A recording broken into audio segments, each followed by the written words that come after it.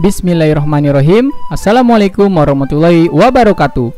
Sebelum memulai pembelajaran hari ini, mari sama-sama kita berdoa. Semoga apa yang kita pelajari dapat bermanfaat untuk kita semua dan kalian selalu diberikan kemudahan oleh Allah Subhanahu wa taala. Berdoa dimulai. Mari kita mulai.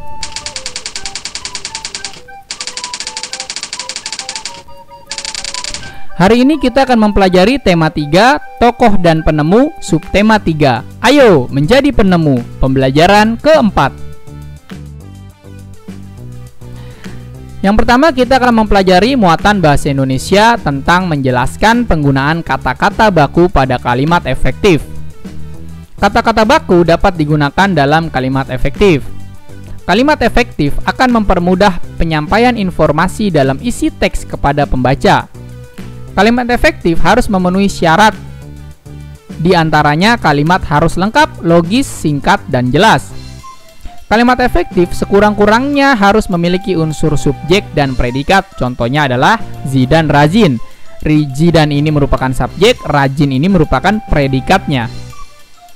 Sedangkan unsur kalimat yang lengkap ialah subjek, predikat, objek, pelengkap, dan keterangan. Contohnya, Zahra sedang latihan menari jaipong untuk pentas seni di sekolah. Zahra subjeknya, sedang latihan menari itu adalah predikat, jaipong adalah objeknya, kemudian untuk pentas seni pelengkapnya dan keterangan tempatnya adalah di sekolah. Berilah tanda checklist pada kata-kata yang menunjukkan kata baku ya. Kemudian kata yang tidak baku kalian beri tanda silang. Perhatikan berdasarkan KBBI ya. Ini dia kata-katanya. Yang pertama adalah foto. Apakah ini sudah benar kata baku, Nak? Tepat sekali, ini sudah benar merupakan kata baku. Yang kedua adalah sekering. Apakah ini tepat kata baku, Nak? Apakah ini sudah kata baku? Belum, ini kata tidak baku. Seharusnya bagaimana kata baku yang sesuai dengan KBBI? Sekring tanpa huruf E setelah K ini ya. Lalu sopir, apakah sopir ini sudah kata baku, Nak? Coba kalian perhatikan di KBBI. Ya, tepat sekali, sopir ini merupakan kata baku. Jangan salah, saya sering menemukan anak-anak masih menuliskan sopir ini menggunakan U, yaitu supir. Yang tepat adalah sopir menggunakan O. Ya, kalian nanti bisa lihat lagi di KBBI edisi kelima yang sudah saya sarankan di tema sebelumnya. Kata berikutnya adalah risiko. Apakah kata risiko ini sudah kata baku, Nak? Betul sekali, ini sudah kata baku. Kalian sering menuliskan masih menggunakan E, yaitu resiko. Itu merupakan kata yang tidak baku. Kata bakunya yang benar yaitu risiko. Lalu sekedar. Apakah ini merupakan kata baku, Nak? Ini bukan kata baku atau tidak kata baku. Bagaimana kata bakunya yang sesuai dengan KBBI? Penulisannya adalah sekadar. E setelah K ini menjadi A. Jadi sekadar. Ya. Lalu berikutnya ekspor menggunakan T nih. Ini merupakan serapan dari bahasa asing. Ini belum kata baku. Bagaimana kata baku yang tepat? Tanpa menggunakan huruf T. Jadi yang tepat adalah ekspor cukup. Selanjutnya yaitu ekstrem. Apakah ini merupakan kata baku? Ini belum atau tidak kata baku. Bagaimana yang sesuai? Ya, kata E ini menggunakan I seharusnya. Yang betul adalah ekstrim. Jadi ada kata lanjutan ekstremis, bukan ekstremis. Ya, begitu juga apotek. Yang betul apotek bukan apotik. Jadi ada kata lanjutan apotek. Orang yang bekerja di apotek. Kalau apotik berarti apotiker bukan apoteker ya. Jadi yang betul adalah apotek. Lalu di atas, apakah penulisan ini sudah tepat dipisah, Nak? Tepat sekali karena ini atas merupakan kata tempat.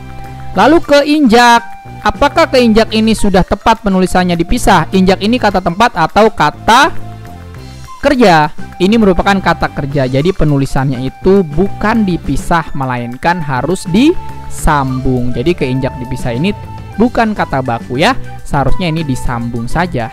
Lalu daripada, betulkah daripada ini disambung penulisannya, Nak? Ya, tepat sekali. Ini tepat, sudah disambung, bukan dipisah daripada. Pahami betul-betul ya nak. Kalian bisa menemukan banyak sekali contoh kata baku dalam KBBI. Yang berikutnya yaitu muatan pendidikan kewarganegaraan tentang melaksanakan hak dengan bertanggung jawab. Kita harus melakukan kewajiban dengan penuh rasa tanggung jawab agar hak diri sendiri dan orang lain tidak dirugikan. Berikut ini merupakan contoh perbuatan yang mengganggu hak diri sendiri dan orang lain jika tidak memaksakan kewajiban di lingkungan sekitar. Yang pertama, mengendarai sepeda dengan kecepatan tinggi dapat menyebabkan kecelakaan yang membahayakan diri sendiri dan juga orang lain. Hak yang terganggu adalah hak keselamatan di jalan. Oleh karena itu, kewajiban kita adalah berkendara dengan berhati-hati. Yang kedua, memakai perhiasan mewah di jalan juga dapat memancing tindak kejahatan yang dapat mengancam jiwa kita. Hak yang terganggu adalah hak keamanan kita di jalan. Oleh karena itu, kewajiban kita adalah menghindari untuk memakai perhiasan mewah saat di jalan.